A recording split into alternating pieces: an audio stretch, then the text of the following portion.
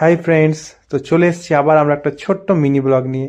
তো আজ হচ্ছে সানডে, আর সানডের দিন আমরা প্ল্যান করলাম চলো ঘুরে আসি আমরা করবেট ফলস। এই করবেট ফলসটা আমাদের বাড়ি থেকে ডিস্টেন্স প্রায় 233 কিলোমিটার, 4 ঘন্টার মতন লাগবে এটা যে ডিস্টেন্সটা কভার করতে। তো আমি আর ভাবি বেরিয়ে গেছি।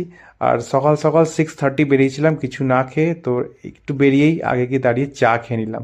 এই চাটা দেখছো একটু মাটির খুঁড়িতে নিয়েছি। আর বাবির তো চা খেলে বিস্কিট লাগবে, বিস্কিট ছাড়া চা চলবে না। তো চা বিস্কিট দুটো খেয়ে দিয়ে আমরা আবার এগিয়ে পড়লাম।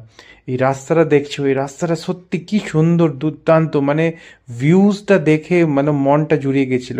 আর ভিউজটা দেখতে দেখতে ফাইনালি আমরা চলে গেলাম, টিকিট নিয়ে নিলাম করবেট ফলস পৌঁছেই। এই টিকিট এন্ট্রি হচ্ছে 50 রুপিস পার পারসন, আর 100 রুপিস গাড়ি নিয়েছিল আই গেস। 50 আর 100 ঠিক এক্সাক্ট মনে পড়ছে না। তো সেটা আমরা নিয়ে চলে গেলাম এখান থেকে প্রায় 1.5 কিলোমিটার মেবি ডিস্টেন্স আমাদের কভার করতে হবে, গাড়ি দিয়ে যেতে পারো এখানে। তো চলে গেলাম ভিতরে, আর তারপরে গিয়ে দেখছো এই ভিউ চলে এসছে। এবার এখান থেকে স্টার্ট হচ্ছে, আমরা ভাবছি কখন আসবে কখন আসবে।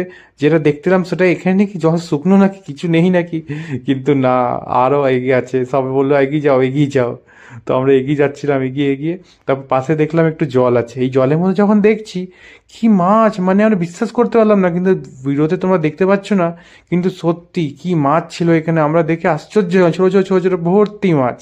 আর বাবি এদিকে দেখো স্টাইল মারছে, বলছে আমি একটু রিলস করি, দাঁড়া একটু রিলস বানাই। তো বাবি রিলস মারছে, রিলস বানাচ্ছে এখানে, স্টাইল মারছে আর কি।